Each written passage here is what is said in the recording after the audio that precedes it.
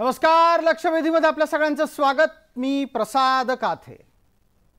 मनोज जरांगेंना अखेर स्वतःचं कुणबी प्रमाणपत्र मिळालेलं आहे। जरांगेंना या कुणबी प्रमाणपत्राच्यामुळे त्यांनी सुरू केलेल्या आंदोलनातलं एक यश नक्कीच चाखता येणार आहे। पण जरांगेंनी हे आंदोलन केवळ स्वतःसाठी केलेलं नाही, त्यांनी हे समाजासाठी केलंय असं ते सातत्याने सांगतात। आणि प्राप्त स्थितीमध्ये त्यांनी जे आंदोलन हाती घेतलेलं आहे त्या आंदोलनाच्या माध्यमातून अनेकांसाठी प्रमाणपत्र अर्थात कुणबी नोंद सापडण्याचा मार्ग खुला झालाय। जरांगेंचे समर्थक सातत्याने याही गोष्टी बाबतीत प्रामुख्याने थेट स्पष्ट भूमिका मांडतात की हीच सगळी नोंद आतापर्यंत दडवली गेली होती, ती केवळ आणि केवळ जरांगेंच्या मुळेच समाजाला मिळू शकली। या सगळ्या गोष्टी एका बाजूला आहेत, दुसऱ्या बाजूला त्या समोरची आव्हानं सुद्धा तितकीच आहेत।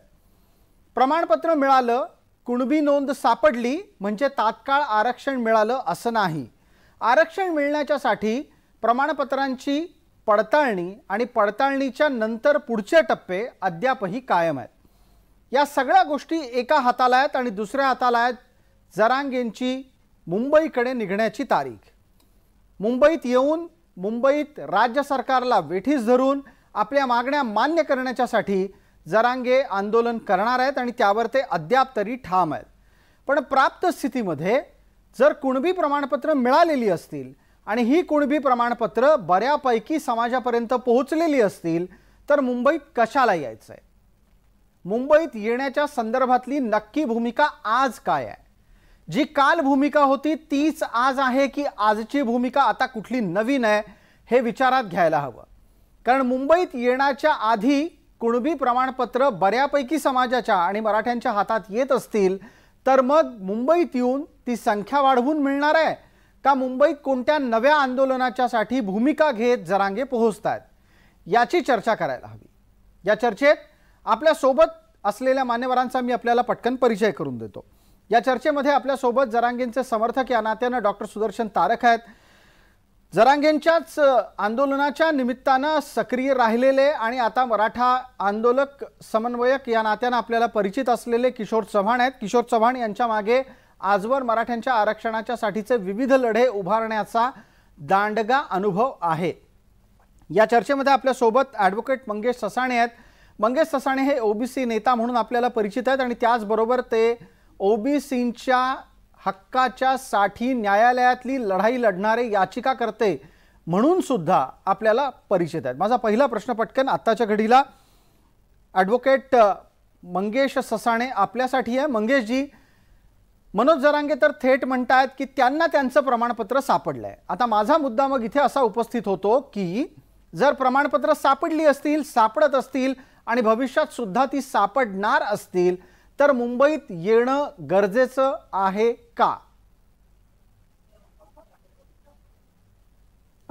प्रसादजी, एकंदरीत जरांगेंचं जे आता एक 2 ते 3 महिन्यातलं जे आंदोलनाचं आपण जो प्रवास पाहतोय, पहिल्यांदा तर जरांगेंना सर्वात महत्वाचं म्हणजे ज्या या कुणबी नोंदी आहेत त्या मराठवाड्यामध्ये सापडत नव्हत्या।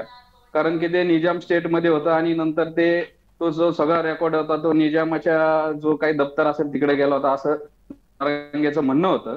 मग त्या नोंदी हैदराबादला जाऊन त्या शिंदे कमिटीने शोधायच्या आणि मग त्यासाठी ते याच्या माध्यमातून राज्य सरकारद्वारे शिंदे कमिटी स्थापित झाली आणि ते नोंदी शोधण्याचा प्रयत्न झाला। बिलकुल। आता आपण मुळात लक्षात घेतलं पाहिजे की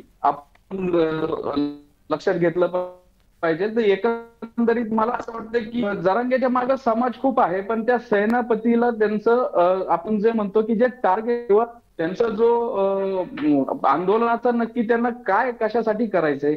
सुरुवातीला मराठवाड्यातलं कुणबी नोंदी करायच्या होत्या, मराठवाड्यातल्या मराठ्यांना कुणबी नोंदी शोधून कुणबी सर्टिफिकेट द्यायची होती। नंतर ते महाराष्ट्रासाठी झालं संपूर्ण, मग तो स्कोप वाढवला। महाराष्ट्राचं झाल्यानंतर मग महाराष्ट्रातल्या पश्चिम महाराष्ट्रातल्या काही मराठा समाजाच्या काही जे कार्यकर्ते आहेत किंवा जे अभ्यासक आहेत ते म्हणाले की आमच्याकडे अशा नोंदी नाहीत, पण आम्हाला कुणबी नाही व्हायचं, आम्हाला वेगळं आरक्षण पाहिजे। त्यानंतर परत आलं की सगळ्या सोयऱ्यांचं रक्तनाते संबंध किंवा सोयऱ्यांचं. अगदी त्याच्यानंतर थोडक्यात आता तुम्हाला असं म्हणायचं आहे आणि तुमच्या या वक्तव्यातून एक गोष्ट अशी लक्षात येते की आंदोलनाची दिशा अद्यापही सुस्पष्ट झालेली नाही. किशोर चव्हाण, आपली भूमिका आजच्या घडीला यापेक्षा वेगळी आहे का? मुंबईत यायचं असेल तर मुंबईत येताना कोणत्या मागण्या घेऊन आलं पाहिजे आणि कुणबी प्रमाणपत्र मिळत असतील तर मुंबईत आलं पाहिजे का आहात तिथूनच आंदोलन अधिकाधिक तीव्र करत राहिलं पाहिजे?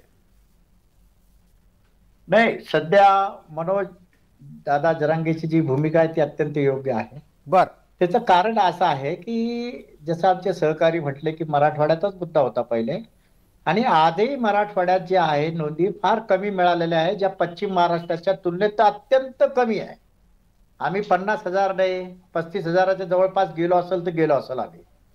त्यात आता मनोज दादाची नोंद सापडल्यामुळं एक आशा अशी निर्माण झाली आहे मराठवाड्यातील मराठा समाजाला की ह्या नोंदणी शोधणं चालू आहे आणि त्यात काही नोंदी आम्हाला सापडतील ह्या आशेवर आम्ही आता मराठा समाज आहे. पण मी बोलताना हे सांगेल आता की मनोज दादाची भूमिका आंदोलनाची ती व्यक्ती परिपक्व आहे आंदोलनाच्या बाबतीत 100%. पण आता हे तुम्ही जसं म्हणले, आमचे सहकारी म्हणले की सरसकट मराठ्यांचा महाराष्ट्राचा स्कोप केला आहे, पण आम्ही मराठवाड्यातले आजही अपेक्षित आहे, मनोज दादाकडून आम्ही अपेक्षित आहे. जी, काय अपेक्षित आहेत की मराठवाड्यातील मराठ्यांचा सरसकट प्रश्न सुटत असेल आणि सुटत होता तर आताही सुटत असेल समजा 20 तारखेपर्यंत त्याला प्राथमिकता द्यावी आपण. ही मी त्यांचे सहकारी जे आलेले आहेत डॉक्टर तारक, त्यांना जे आपल्या माध्यमातून आणि आपल्या संवादाच्या माध्यमातून मनोज दादांनी ही विनंती करत आहे. बिलकुल. किशोर चव्हाण, आपला विषय पोहोचला. किशोर चव्हाणांनी एक महत्त्वाचा मुद्दा इथे मांडला आहे, डॉक्टर तारक यांच्यापर्यंत तो पोहोचलेला असेल. डॉक्टर तारक, किशोर चव्हाण म्हणतायत आधी मराठवाड्याचा प्रश्न सोडवा, मग राज्याचे प्रश्न सोडवण्यासाठी मुंबईला जा. डॉक्टर तारक, तुमचं नियोजन कुठपर्यंत पोहोचलंय आणि तुमच्या नियोजनाच्या आत्ताच्या प्राथमिक पातळ्या काय आहेत? सर्वप्रथम जय जिजाऊ. नमस्कार. जय जिजाऊ. आता मी माझ्या सहकारी ऍडव्होकेट ससाने साहेब किंवा आमचे किशोर भाऊ यांचं दोघांचं ऐकलं. किशोर भाऊची भूमिका जी आहे ती अगदी रास्त आहे. मी फक्त एवढंच म्हणतोय की सरसकट मराठ्यांना आरक्षण मिळावं या हेतूने हा आंदोलन चालू आहे आणि हे आंदोलन चालूच राहणार आहे जोपर्यंत महाराष्ट्रातल्या मराठ्यांना सरसकट कुणबी हे प्रमाणपत्र मिळत नाही. याचा अर्थ सरसकट असं म्हणत नाही, ज्याच्या नोंदी सापडतायत त्यांना 100% ते कुणबी होणारच आहे आणि ते ओबीसी मध्ये जाणार आहे. आमच्या आंदोलनाची जी दिशा आहे सध्या, आता शासनाला आपण त्या दिवशी शासनाची ऑनलाईन बैठक पाहिलेली आहे आणि त्या संदर्भात ज्या काही आम्हाला उणिवा वाटत होत्या त्याची तक्रार सर आम्ही मुख्यमंत्री साहेबांना केलेली आहे. त्यानुसार परत 8 दिवसाचा वेळ देऊन त्या नोंदी तपासण्याचं काम सुरू झालेलं आहे. त्याबरोबर आयोगाचं काम सुद्धा त्याच पद्धतीनं जलद गतीनं चालू झालेलं आहे. हे सगळ्या गोष्टी पाहता सरकार कुठेतरी पॉझिटिव्ह बाजूवर आलेलं आहे असं मला वाटतं. आणि पण डॉक्टर तारक, किशोर चव्हाण यांची वेदना आपल्यापर्यंत पोहोचली आहे का? किशोर चव्हाण म्हणतायत आंदोलन ज्या मूळ मुद्द्यासाठी सुरू झालं त्याकडे का दुर्लक्ष करताय? आपण मराठवाड्याचा प्रश्न घेऊन लढायला उतरलो तर मराठवाड्याचा प्रश्न सोडवा, मग बाकीच्या गोष्टींकडे लढा. नाही, नक्कीच मी त्यासाठी सुरुवातीला सांगितलंय किशोर भाऊची जी काही वेदना आहे मराठवाड्यासाठी त्या संदर्भात सुद्धा मी बोलतोय आता. जे आता सध्या आपण पाहतोय काल मनोज दादांचं या ठिकाणी कुणबी नोंद सापडलेले. आता मी माझ्या गाव स्वतः त्यामध्ये सगळे तारक कंपनी आहे आणि बाकीचा सगळा मराठा समाज आहे, त्यांची सुद्धा नोंद आता सापडण्याची अपेक्षा वाढलेल्या आहे. कारण ज्या काही नोंदीचा या ठिकाणी संदर्भ आला होता की किती प्रकारचे कागदपत्र तपासलेले शासनाने, माझ्याकडे नोंदच आहे त्याचे. जवळपास आतापर्यंत जालना जिल्ह्याचा जर विचार केला तर 2,88,543 कागदपत्र तपासलेत.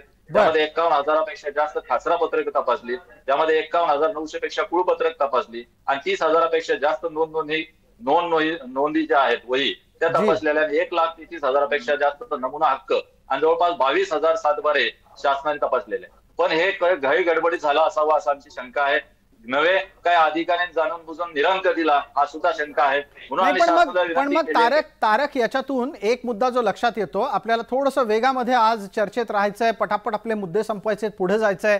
तुम्ही सुरुवातीला असं म्हणालात की तुम्ही सरसकटचा मुद्दा घेऊन निघता आहात. तो सरसकटचा मुद्दा किशोर चव्हाणांनी सांगितल्याप्रमाणे सरसकट मराठवाड्यासाठी आहे का सरसकट महाराष्ट्रासाठी आहे? महाराष्ट्रासाठी आहे. जी, आपण म्हणताय महाराष्ट्रासाठी, म्हणजे सरसकट मराठ्यांना सरसकट कुणबी करा या मागणीसाठी तुम्ही मुंबईत येताय, बरोबर आहे? ओबीसी मध्ये आरक्षण द्या ही मागणी आमची. आता ओबीसीत म्हणजे तर कुणबी होणं हे ओबीसी होणंच आहे ना, यापेक्षा काही वेगळं असू शकत नाही. ज्यांची नोंद नाही सापडली त्या मराठ्यांना सुद्धा तुम्ही त्याचे सगळे सोयरे नातेवाईक आहे हे तुम्ही कन्सिडर करावं. नव्हे ते लागतातच आहे आणि त्या अनुषंगाने तुम्ही शासकीय ज्या काही बाजू असतील त्या परिपूर्ण करा आणि मराठ्यांना सुद्धा ओबीसी मध्ये आरक्षण द्यावं.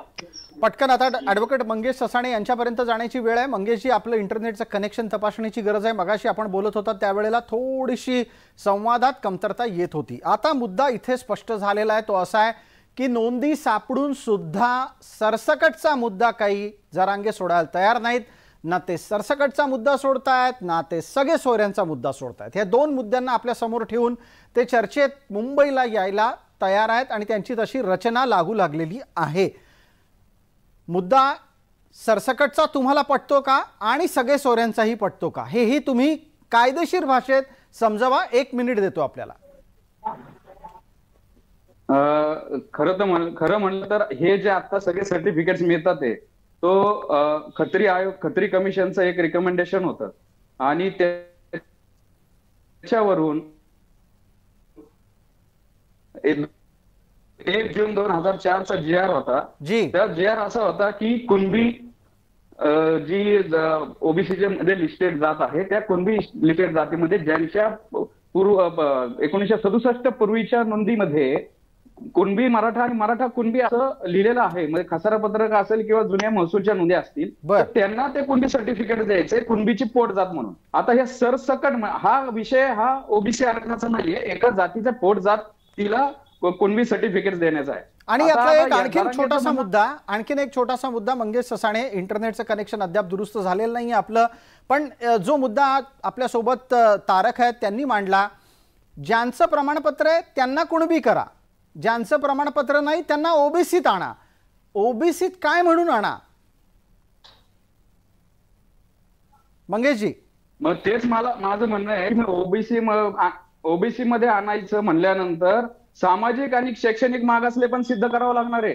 त्यासाठी मराठा समाजाला आता जो राज्य मागास वर्ग आयोगाला आता जे धावपळी घाईघाईमध्ये 20 दिवसामध्ये रिपोर्ट द्यायला लावलेला आहे आणि त्या रिपोर्टचा आधार घेऊन मग त्यांना ओबीसी करायचंय. ते ओबीसी झाल्यानंतर आता 2021 मध्ये सुप्रीम कोर्टाने सांगितलेलं आहे की मराठा समाज हा सामाजिक आणि शैक्षणिक मागास नाहीये. मग परत हा सगळा ही मध्ये मराठा समाजाची परत फरफट करायची, एकीकडे कुणबी दाखले, जर मग ओबीसी झाले तर मग हे कुणबी दाखले रद्द करणार आहे का? वेगळा प्रवर्ग निर्माण केला. आपण त्यानिमित्तानं चर्चेत राहूच. यात मध्यंतरीच्या काळामध्ये मी इतर 2 मान्यवरांपर्यंत जाऊन येईपर्यंत आपल्याला फोनद्वारे जोडून घेतो कारण तुमच्या आवाजाची खरखर खूप आहे. मला किशोर चव्हाण यांच्यापर्यंत पोहोचायचं आहे. किशोरजी, आपण आतापर्यंत अनेकदा आंदोलनं केलेली आहेत. आरक्षणाच्या आंदोलनातला एक चिरपरिचित चेहरा आपण आहात. आंदोलन कधी ताणायचं, कुठे थांबवायचं हे नेत्याला सुस्पष्टपणे कळलं पाहिजे. तुम्ही सांगता आहात की प्रश्न मराठवाड्याचा गंभीर आहे, मराठवाड्यात कमी नोंदी सापडल्या आहेत, जरांगेंची नोंद सापडायला इतके दिवस गेलेले आहेत, तर आधी मराठवाड्याचा प्रश्न सोडवा. पण दुसऱ्या बाजूला तारक म्हणतायत नाही, मुद्दा तर आता सरसकटचा आहे आणि तो सरसकटचा मुद्दा सरसकट सोडवणारच. किशोरजी, अशानं आंदोलन थोडंसं डिव्हिएट म्हणजे मुद्द्यापासून दूर जाईल का आणि ते मुद्द्यावर टिकणं का गरजेचं आहे? किशोरजी, 1 मिनिट. नाही, बिलकुल नाही. आंदोलनाची दिशा आहे बघा. आंदोलनात आम्ही जो अनुभव घेतलेला आहे त्याच्यापेक्षा मनोज दादाचा आंदोलनाचा अनुभव आणि आंदोलनाची दिशा बरोबर आहे. माझं एवढंच म्हणणं आहे, त्या आपल्या आता डॉक्टरांना किंवा दादांनाही म्हणणं आहे किंवा माझ्या समाजालाही म्हणणं आहे, समन्वयक नसल्यामुळं आज डॉक्टरचं माझं संवाद आपल्या माध्यमातून होत आहे, चांगली गोष्ट आहे. पण आता खत्री आयोगाचा विषय घेतला, खत्री आयोगाकडे आम्ही लोकांनी बाजू मांडली होती आणि 1 जून 2000ला मराठा कुणबी मराठा निघाला. आता कुणबी प्रमाणपत्र, आता डॉक्टरांनी जो विषय उचलला आहे, ज्या मराठवाड्यातील मराठ्यांच्या कुणबी नोंदी नाही सापडल्या त्यासाठी मी स्वतः हायकोर्टात आहे आणि तारीख बोर्डावर आहे. आणि एक लक्षात घ्या, एक महत्वाचं, फक्त कुणबी जात प्रमाण म्हणजे आरक्षण नाही, मराठवाड्याला नोकरी आणि शिक्षणाचाही बॅकलॉग आपल्याला भरून घ्यावा लागेल. तो सुद्धा मनोज दादांनी तो मुद्दा सुद्धा घ्यायला पाहिजे. आता डॉक्टरांनी काय दिशा सांगितली आपल्याला, आयोगाची जे राहिले ते आयोगाचा अभ्यास करून समजा ते आरक्षण देतील. आता टप्पे 2 आले, एक क्युरिटी पिटिशनचा, आमच्या सहकाऱ्यांनी सांगितला पुन्हा आयोगाकडून द्या. समजा क्युरिटी पिटिशन फेटाळली तर काय करेल सरकार? आयोगाकडून रेफर करून घेईल आणि पुन्हा कायदा करून टाकेल, पुन्हा कोर्टाची लढाई.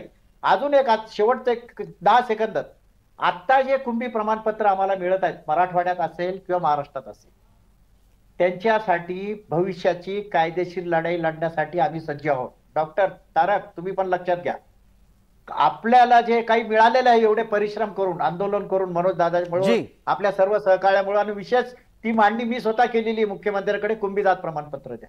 भविष्याची लढाई आपल्याला मी स्वतः आतापासून तयार आहे.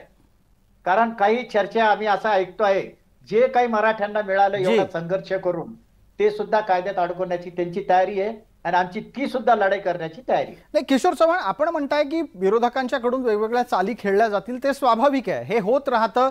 समाजातल्या प्रत्येक घटकाच्या बाबतीत तशा पद्धतीच्या क्रिया प्रतिक्रिया होत राहतात. तर ॲडव्होकेट मंगेश ससाणे आपल्या सोबत आहेत. मंगेशजी, आपण हा मुद्दा मांडत होतात मगाशी, ज्याच्या अनुषंगानं आता किशोरजींनी मांडलेल्या मुद्द्यालाही आपल्याला स्पर्श करावा लागेल.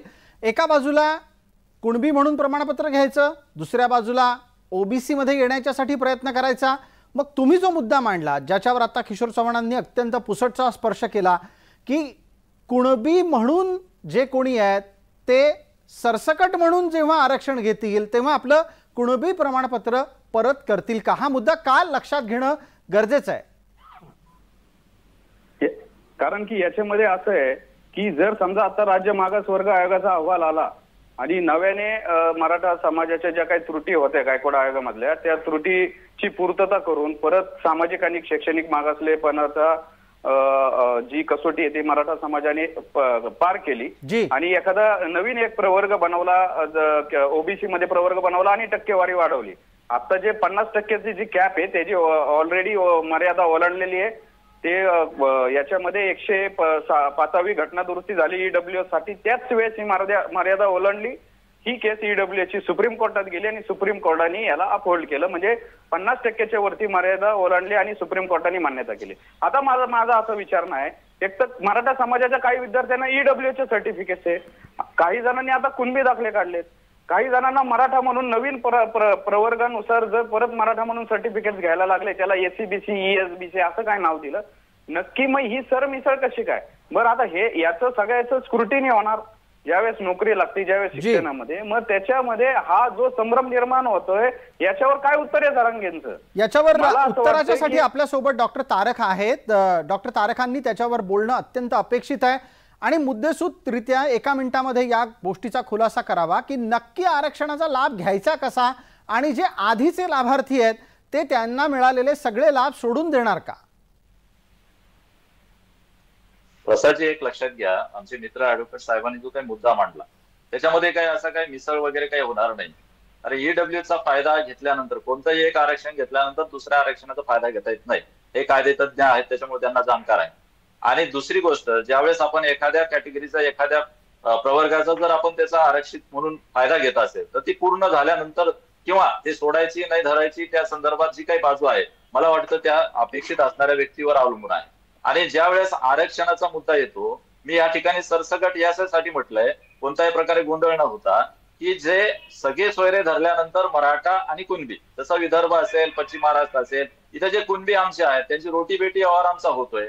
मग जर ऍडव्होकेट साहेबांनी सांगितलंय की पोट जात आहे, तर मग मराठा ही पोट जातच आहे ना. कुणबी मराठा आणि मराठा कुणबी आणि मराठा, ही मराठा जर दुरुस्तीमध्ये जर आली, ही पोटजात जर कन्सिडर केली तर 100% मराठा ओबीसी मध्ये जातो, त्यात काही दुमत नाही. यावरचा प्रतिवाद ऍडव्होकेट मंगेश ससाणेंकडून येतोय, त्यांनाही 1 मिनिटाचा वेळ आहे, नंतर किशोर चव्हाण यांच्यापर्यंत जाणार आहोत.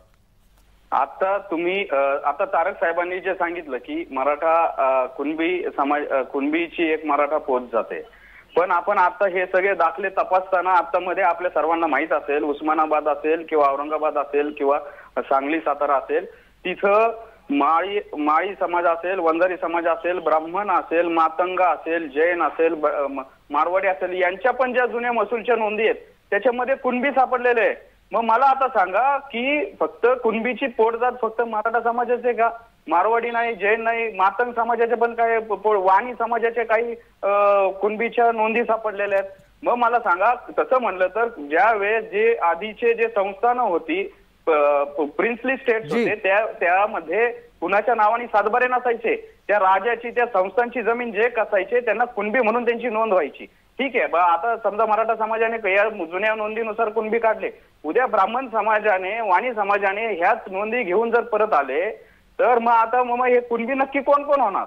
बिलकुल या मुद्द्यावरचं उत्तर येत आहे. डॉक्टर तारक, हा मुद्दा गेले अनेक दिवस आपण चर्चेमध्ये समजून घेण्याचा प्रयत्न करतो आहोत. प्राप्त स्थितीमध्ये कुणबी प्रमाणपत्र फक्त काही मराठ्यांनाच मिळायला लागली आहेत अशातला भाग नाही. जरांगेंच्या आंदोलनानंतर मराठे नसलेले सुद्धा अनेक जण आपल्या प्रमाणपत्रामध्ये किंवा आपल्या दाखल्यांमध्ये कुणबी लावावं याच्यासाठी प्रयत्नशील झालेले दिसत आहेत. किंबहुना त्या सगळ्यांना कुणबी असल्याच्या नोंदी सापडल्या सुद्धा आहेत की जे बिगर मराठा आहेत. अशा बिगर मराठ्यांचं तुम्ही काय करणार आहात? आणि त्याच्याही पलीकडे जाऊन एकच मराठा हा किती प्रकारे उपश्रेणीकृत किंवा उपवर्गीकृत होणार आहे? एक लक्षात घ्या प्रसादजी, ऍडव्होकेट साहेब अत्यंत चांगला प्रश्न आणि त्यांनी उत्तर पण त्यांनीच दिलेलं आहे, त्यामुळे मी वेगळं काही सांगणार नाही. मुळात प्रश्न असा आहे की जसं आपण म्हटलंय की आमचा कोणाचा जर कुणबी निघत असेल, त्याचे डॉक्युमेंट जर कुणबी निघत असेल, एव्हिडन्स असेल, तर आमचा त्या समाजाला विरोध होण्यासारखं काहीच नाही ना.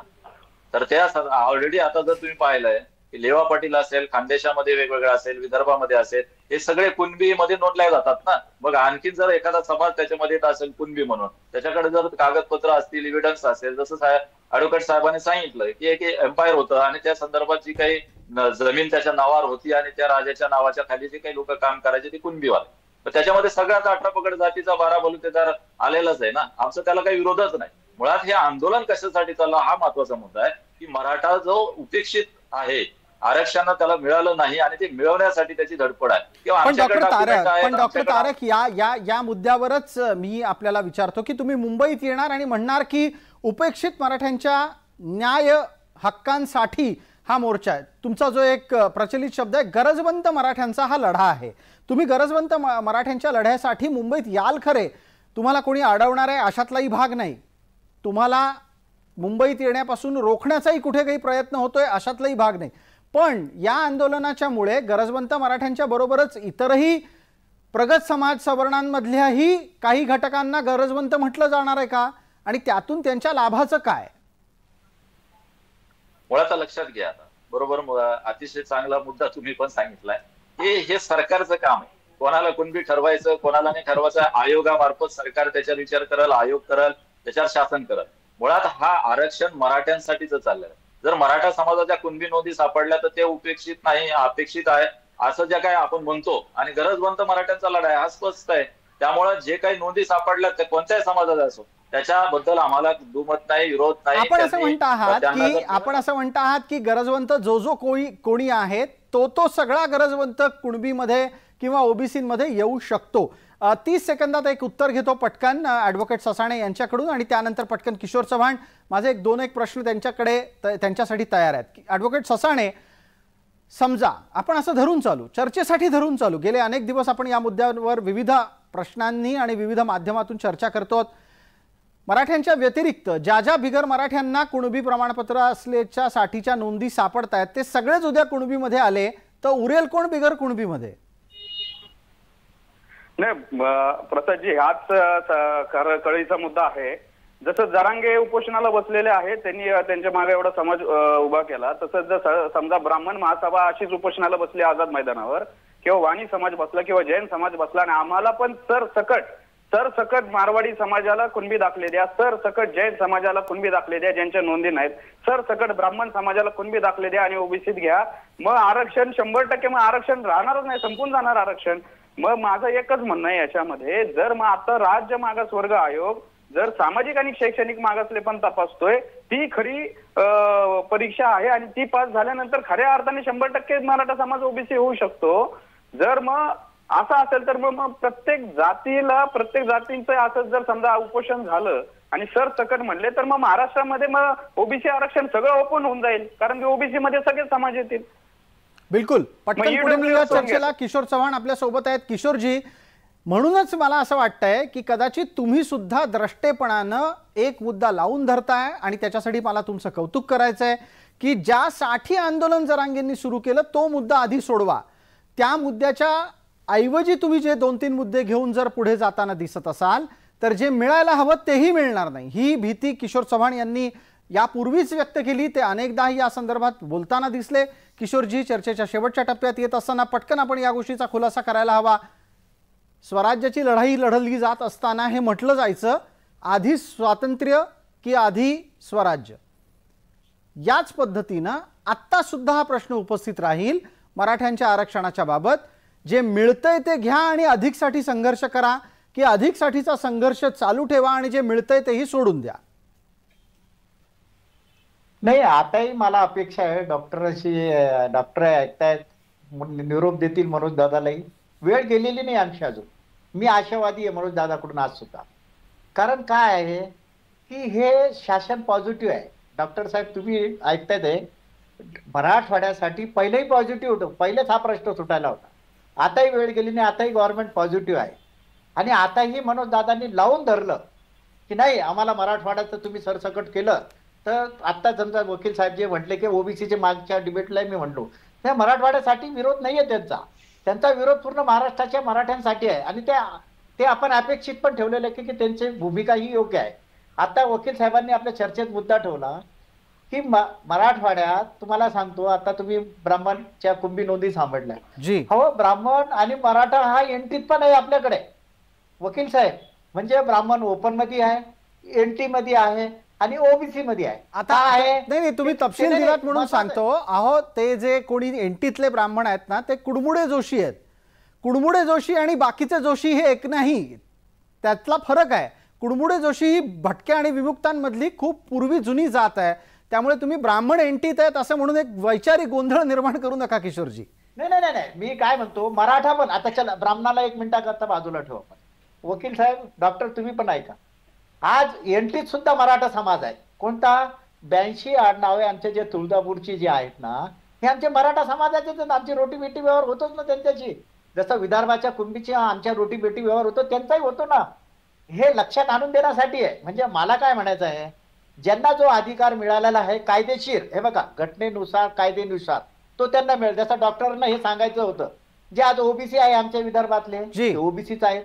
आज ओपन मध्ये आहोत, ओपन मध्येच आहोत. ज्यांना कुंभीच्या नोंदी सापडल्या ते ओबीसीतच राहतील. आणि डॉक्टरांनी अजून एक इशारा दिला आमच्या आयोगाकडे, समजा जे राहिलेले आहेत त्यांना तुम्ही घालत असाल, डॉक्टर साहेब एक विनंती करतो डॉक्टर साहेब, हे मराठवाड्यातील समाजासाठी नुकसानार्थ भूमिका राहील. एक लक्षात घ्या, जे मराठवाड्यातील ज्या मराठ्यांना कुंभी नोंदी सापडल्या नाही आणि त्यांना तुम्ही आयोगाकडून पाठवत असाल तर त्यांचं नुकसान होईल आणि आपल्या मराठवाड्याचं नुकसान होईल. हा निरोप तुम्ही मनोज दादांना द्या. ठीक आहे, याच्यावरची उत्तरं घेऊयात पटकन. डॉक्टर तारक, वेळेची मर्यादा आहे, 1 मिनिट उरलंय शेवटचा. मुळात बघा, एक लक्षात घ्या प्रसादजी, मी एकच सांगितलं, 1 सेकंदामध्ये सांगतो. कोणत्याही समाजाच्या नोंदी सापडल्या तर त्याचा विरोध आम्ही करणार नाही आणि आम्हाला तो विरोध करण्यासारखा आम्हाला काही त्याच्याशी आवश्यकता नाही. मुळात आरक्षण द्यायचं का नाही द्यायचं हे आयोग आणि सरकार ठरवत असतं. आता जो काही मुद्दा वकील साहेबांनी काढला, रजाकाराच्या काळात जी आंदोलनं झाली, जी पेटवल्या गेली ऑफिसेस निजामाचे असतील आणि त्या दंगलीमध्ये त्या लढ्यामध्ये ते सगळे कागदपत्र जळाली. आणि म्हणून त्या सगट आम्ही म्हणतोय की मराठवाड्यातल्या सगट, मराठवाडा आणि उर्वरितच्या ज्या ठिकाणी हे सगळा प्रकार घडला त्या ठिकाणी जी काही मराठी असतील त्या सरसकट त्यांना ओबीसी द्यावं, हा मुद्दा त्याच्याशी धरून होता. वेगळं काही सांगण्याची आवश्यकता नाही. आता मी या ठिकाणी म्हटलं नाही की कोणत्या समाजाला विरोध नाही. आमचा समाज, आता आरक्षण देणं किंवा न देणं हे आमच्या हातात नाही, ते शासनाच्या आणि आयोगाच्या दिलेल्या शिफारसीनुसार आहे.